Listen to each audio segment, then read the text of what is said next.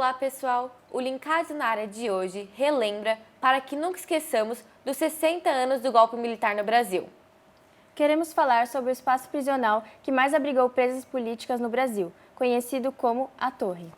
Para falar sobre este tema, convidamos uma jornalista que escreveu um dos livros mais importantes desse período, A Torre, o cotidiano de mulheres encarceradas pela ditadura. Luísa Vilamea já ganhou diversos prêmios, entre eles um prêmio ESSO pela reportagem Quando Meninos São Fichados como Terroristas, é mestre em História pela USP e trabalhou em redações como o Globo, Veja, Isto É e a Revista Brasileiros. Seja muito bem-vinda, Luísa. Obrigada, é um prazer estar aqui com vocês. Obrigada. Em especial num momento como esse, porque eu acredito mesmo que é importante lembrar o passado, até para entender o presente e as coisas que acontecem ao nosso redor. Eu sou a Sofia Demarque e estamos começando mais um Linkados na Área, um programa de entrevista feito por nós, alunos de jornalismo da ESPM São Paulo. E eu sou Ana Carolina Granjo. Agora, roda a vinheta que daqui a pouco estamos de volta.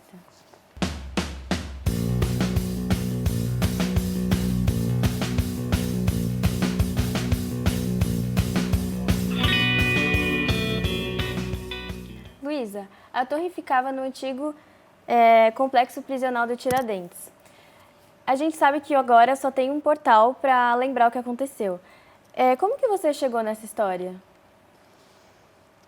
Primeiro, eu ouvi fragmentos dessa história de pessoas que eu conheci fazendo outras entrevistas, pequenos fragmentos, fazendo entrevistas ou reportagens sobre outros assuntos.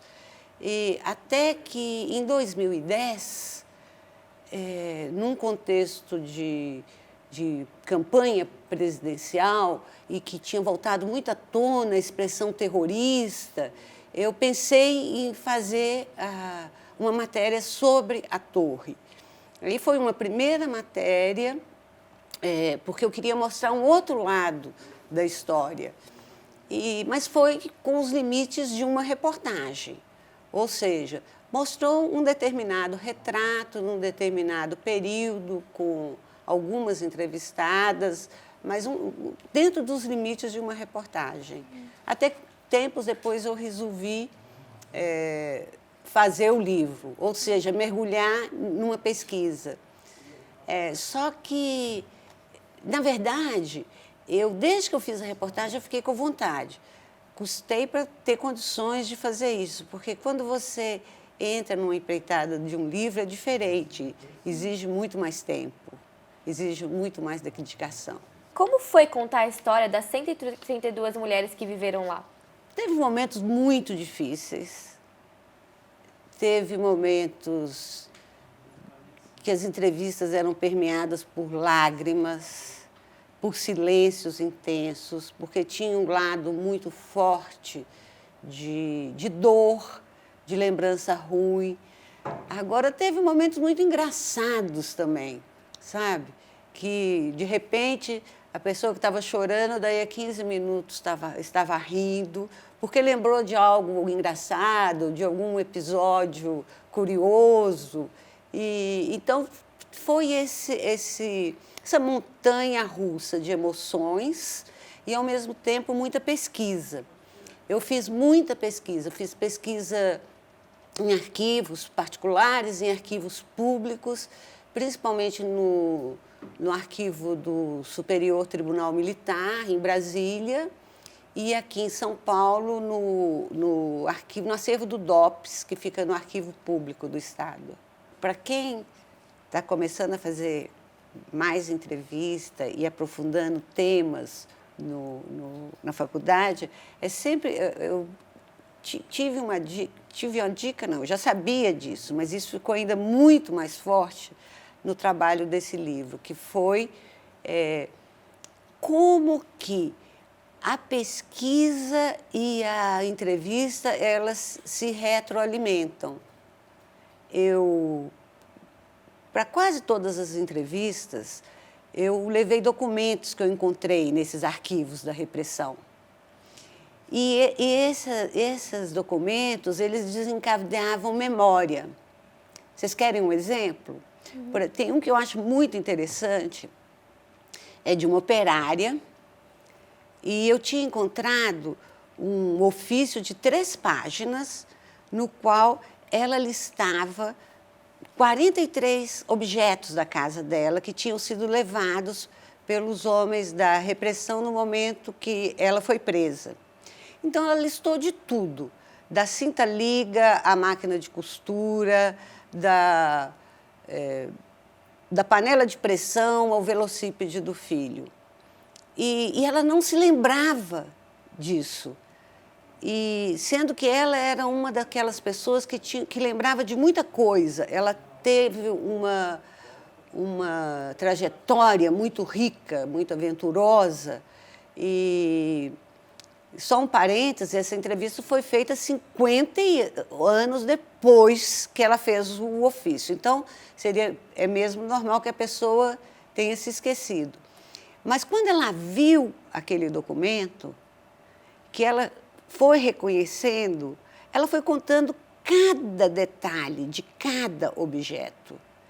E eu achei muito curioso, porque entre esses objetos tinha, inclusive, um punhal dourado. E ela me contou a história inteira do punhal, porque outras histórias ela contava assim, essa saia branca eu gostava de usar com a blusa azul de bolinha. Mas a história do punhal tinha um episódio enorme por trás. E tinha sido um presente do Carlos Lamarca, que era o líder de uma das organizações clandestinas de resistência à ditadura.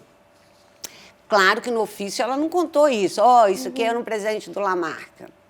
E claro que os homens da repressão não devolveram nada que eles levaram. Mas, de qualquer maneira, eu acho bem emblemático isso. Como que o documento, como que a pesquisa, como que a gravação, ela desencadeia a memória. Entre tantas entrevistas que você fez, como foi o seu critério para montar o livro? Teve alguma coisa que você quis omitir ou você achou que era o momento de ser, assim... O primeiro desafio foi entender a dinâmica da torre. Eu tinha a sensação que eu estava montando assim, um imenso quebra-cabeças. Só que quando eu montava, mas que se mexia. Quando eu montava um pedacinho do quebra-cabeças, eu me deparava com uma outra situação completamente diferente. E aí que eu vi que existiu só uma torre, mas que a torre foi muitas, que cada momento ela tinha uma configuração. Então, quando isso ficou mais claro para mim, entender que no primeiro momento chega uma mulher sozinha, que também é a primeira mulher presa por envolvimento com a luta armada no Brasil. Ela chega algemada, com os braços para trás, assim, que é uma coisa que só se fazia com gente muito perigosa, só que ela era uma mulher franzina. E estava pesando 49 quilos, para vocês terem uma ideia, porque ela estava saindo de centros de tortura. E essa mulher fica lá muito tempo sozinha, isolada. Ela chega em maio de 69 e só em novembro de 69 e começam a chegar outras pessoas. E algumas mulheres, entre essas 132, elas ficaram algumas semanas, alguns meses, outras ficaram por mais de 3 anos. Ninguém ficou do começo até o final. Então, num primeiro momento, eu não tinha a história inteira. Eu não tinha as diversas configurações. E a partir do momento que eu entendi isso, eu consegui...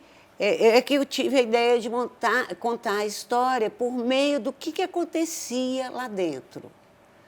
Desde detalhes pequenos até os momentos maiores e que tiveram muita importância para o coletivo. E quem eram essas mulheres que estiveram na torre? Elas eram intelectuais, elas eram trabalhadoras? Ou tinha todos os tipos de pessoas? Tinha todo tipo de mulher. E, de maneira geral, todas tinham algum tipo de vínculo com a resistência. embora com algumas o vínculo só era porque o namorado, ou o pai, ou alguém conhecido pertencia a alguma organização clandestina. Mas lá dentro teve várias intelectuais. Teve a Carmute, por exemplo, que foi professora de ciências, era professora de ciências políticas na época. Elas todas, a maior parte era muito nova, mas todas estavam eram muito atuantes, assim.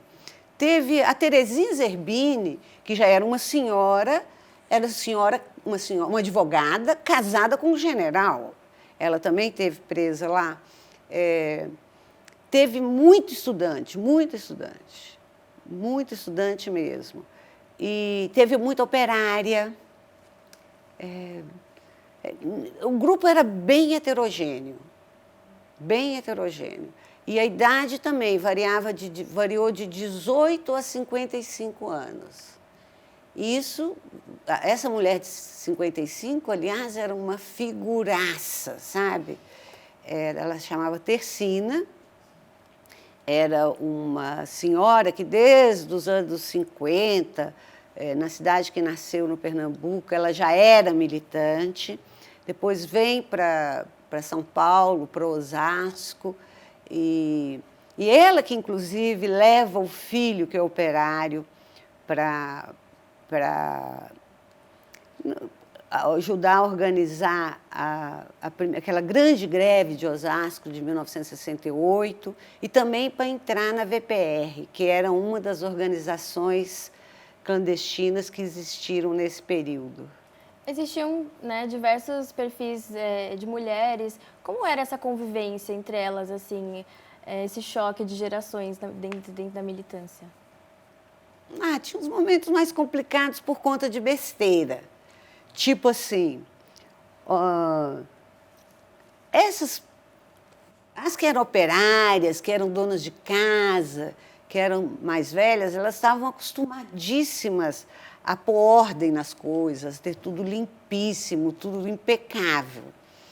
As estudantes, em geral, não posso, eu estou generalizando, é um perigo, mas, de qualquer maneira, uma boa parte das universitárias, ou que estavam para entrar na universidade, elas tinham saído da casa da família delas, onde elas não cuidavam de nada, e tinham vivido algum tempo em aparelhos, que eram as casas clandestinas e que não eram equipadas com nada. Então, essas meninas não estavam nem um pouco acostumadas a acordar, fazer a cama, limpar, e muito menos, elas não sabiam cozinhar.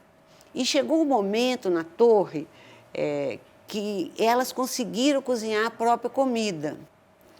E a saída, nesse caso específico, elas formavam duplas. Cada dia, uma dupla era responsável pela cozinha. Aí davam uns pequenos atritos, tipo assim, não sabe fazer as coisas direito, tinha dupla que era um horror. Mas, de maneira geral, isso que eu contei é uma curiosidade, porque no dia a dia, elas organizaram uma rede de apoio tremenda ali dentro. Primeiro, para receber quem estava chegando, porque quem estava chegando, via de regra, estava chegando massacrado pela tortura. Então, tinha um processo de acolhimento e apoiar ali dentro quem estava sentindo mais, porque teve gente que ficou muito deprimida com a situação. A gente tem que se voltar no tempo e imaginar até que oficialmente elas não eram presas. Elas não eram presas políticas, igual nós falamos hoje. Elas eram mulheres que tinham sido sequestradas. Não existia nenhuma formalização. Então, elas não eram donas não só da liberdade delas naquele momento, mas do destino. Elas não sabiam o que ia acontecer com elas. Não sei se deu para ter uma ideia de... Então, eram vários momentos, Mas um detalhe interessante é que elas se organizaram bem. E quem sabia alguma coisa ensinava para outra. Por exemplo, quem sabia inglês, ensinava inglês. Quem sabia francês, que era um idioma muito, muito usado na época, principalmente o pessoal de Ciências Humanas, da USP, quase todos os textos eram em francês. E ensinava francês. Quem sabia bordar, ensinava a bordar. Quem sabia tricotar, ensinava a tricotar. E essa parte da produção manual também foi muito importante, porque tudo que elas produziam era vendido e a renda era revertida para as famílias em dificuldades financeiras. Porque igual teve gente muito da elite, gente que estava numa situação muito boa financeiramente, teve gente que não tinha nada e ainda por cima era o provedor da família, ou seja, tinha que trabalhar para sustentar filho. Então teve esse apoio, assim, teve essa rede lá dentro. E você escutou diversas histórias, como você mesma disse, entre elas engraçadas e trágicas. Qual foi o relato mais impactante e revelador que você escutou?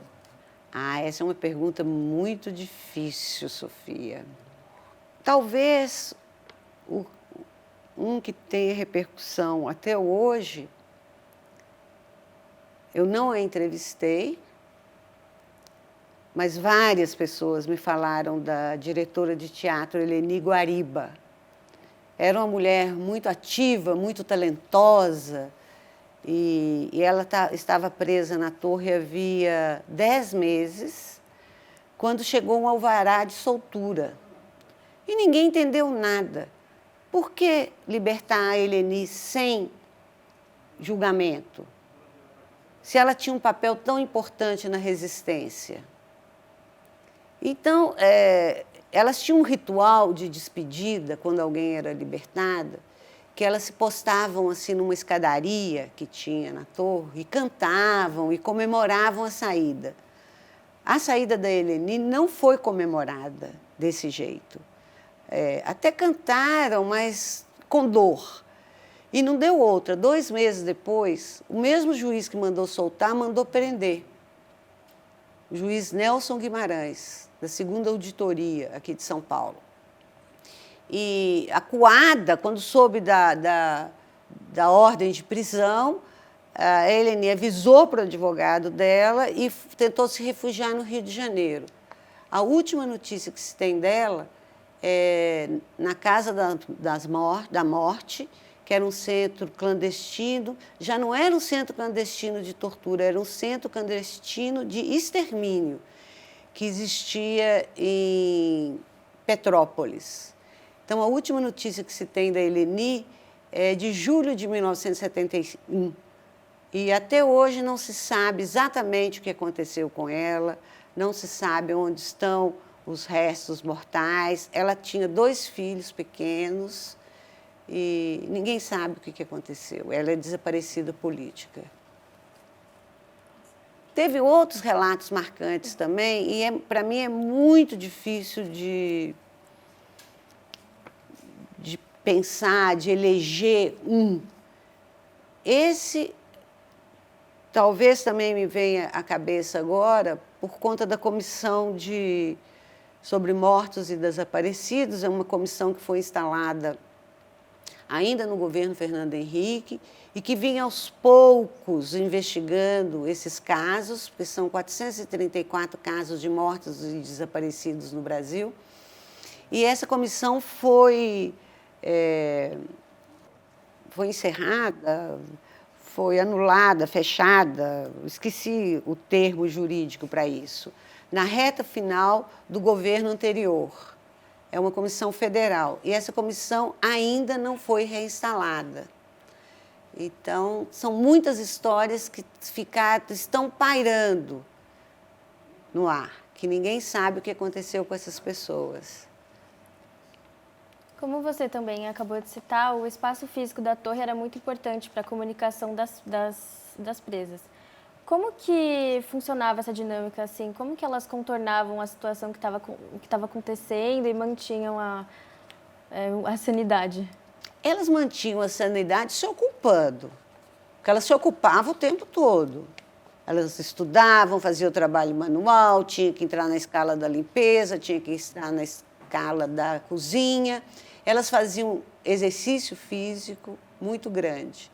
Mas é importante realmente esse aspecto da arquitetura da torre. Eu, inclusive, acredito que a arquitetura ajudou muito. Porque o que era a torre? A torre era uma construção centenária, imaginem vocês, redonda. Era uma construção de 1852, com paredes de quase 1 metro, as paredes externas, de espessura. Essa torre era encravada no presídio Tiradentes, que, por sua vez, se estendia por uma área de 7.000 metros quadrados. Eram 2 pavimentos. No pavimento de baixo tinha 2 celas. No pavimento de cima, 4. E entre esses 2 pavimentos tinha uma escadaria monumental. Aliás, não dá para entender porque que tinha uma escada tão bacana dentro de uma torre, dentro de um presídio. Mas, enfim, existia e esse miolo, então, era vazio, em cima tinha um pequeno mezanino.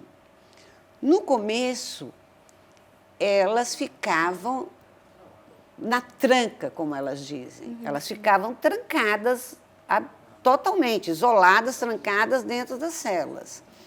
Mas, aos poucos, elas foram conquistando a confiança de algumas carcereiras e, com isso, de algumas, não eram de todas, elas começaram a circular dentro dessa torre, dentro desse espaço, durante o dia. Ou seja, algumas carcereiras destrancavam as portas das celas. E com o tempo, aquilo foi crescendo e virou... Não era uma condição autorizada, mas era a realidade delas. Elas só eram trancadas nas celas à noite. E por isso mesmo que elas conseguiram, em um determinado momento, aliás, foi a Terezinha Zerbini, a advogada esta, que era casada com um general, conseguiram transformar uma cela em cozinha. Porque a comida, pelo que elas escrevem, era horrorosa. Vinha num latão de alumínio, cheio de ponto de ferrugem, às vezes vinha bichinho boiando em cima. Então, quando elas conseguiram montar a cozinha, a vida delas mudou. Evidentemente que eu estou falando em montar a cozinha, não é uma cozinha convencional. Era uma cozinha com fogareiro elétrico, não tinha geladeira, mas tinha uma caixa de isopor, que elas guardavam alguns mantimentos, e elas cozinhavam nessa etapa que já se implantou a cozinha, elas recebiam das famílias os mantimentos. E com relação aos mantimentos, posso contar uma outra história que eu acho muito bacana, porque a rede de apoio não era só interna. Existia uma rede de apoio poderosa fora da torre, fora do presídio, do outro lado do muro. E uma das pessoas que apoiavam, que pertencia a essa rede de apoio, que eu acho muito interessante, era o seu Cassimiro Mamizuka. Ele já estava aposentado, ele era agricultor, tinha sido agricultor, plantava batata, tomate. Então, ele conhecia muita gente na central de abastecimento, a SEASA, que hoje se chama SEAGESP. E naquele mesmo lugar, lá na Vila Leopoldina, onde está hoje a SEAGESP, o seu Cassimiro ia toda semana. E ele saía de lá com 2 sacos de frutas e legumes. Ele mandava entregar na torre, onde estava a nora dele, e outro nos pavilhões masculinos, onde estava o filho. E o mais bacana dessa história é que os doadores, os comerciantes da SEAGESP, sabiam que estavam doando alimento para preso político. Não é que o seu Cassimiro chegava lá e inventava uma história toda semana. E ele foi uma das pessoas dessa rede que ajudou muito a essas mulheres manterem a sanidade, acreditarem na vida e acreditarem no potencial humano, sabe? Tem algum método para fazer as entrevistas? Bom, eu não acredito que nenhuma entrevista é normal. Nenhuma entrevista. Na hora que vocês começarem a entrevistar doidadamente aí na profissão, vocês vão ver, cada situação é diferente. É diferente você entrevistar um político, é diferente você entrevistar um voluntário de uma ONG. E nesse caso do livro, as entrevistas eram demoradas, em alguns momentos muito doídas. O fundamental nesse momento, e falando agora como colega jornalista, você está muito preparada no sentido assim, de saber tudo que for possível saber sobre aquele período, aquela pessoa. Saber fazer as perguntas certas nas horas certas e também aguentar o silêncio. Porque em muitos momentos a gente não pode interromper. A gente tem que ficar quieto, esperando. As pessoas precisam de silêncio também. Nessas entrevistas mais que trabalham com um conteúdo emocional mais forte, sabe? Pelo menos é o que eu acredito. E no livro também você cita que os presos políticos, homens, apelidaram a torre de Torre das Donzelas e que algumas não gostavam. Como que você interpreta esse apelido? É curioso, isso foi uma coisa que mudou muito para mim à medida que eu comecei a fazer o livro. Lembra que eu falei que fiz primeiro uma reportagem? Eu pus esse título, A Torre das Donzelas.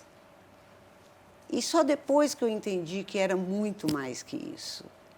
E elas não gostavam porque achavam que, no que eu concordo, é que esse título, A Torre das Donzelas, dá uma visão edulcorada daquele espaço prisional.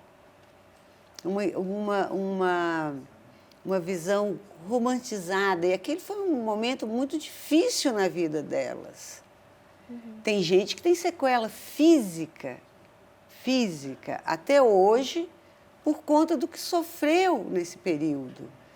Então, eu entendo completamente as que não gostam Sim. do termo. Infelizmente, nosso programa ele está chegando ao fim. Eu gostaria muito de agradecer pela participação, Luísa. Sou eu que agradeço a oportunidade de estar aqui com as minhas futuras colegas. Espero encontrá-las muito por aí. Eu gostaria também de agradecer toda a equipe do Linkados. Se você quiser ver outros programas do Linkados na área, é só entrar no site do Portal do Jornalismo da SPM São Paulo, www.jornalismosp.espm.edu.br. Obrigada!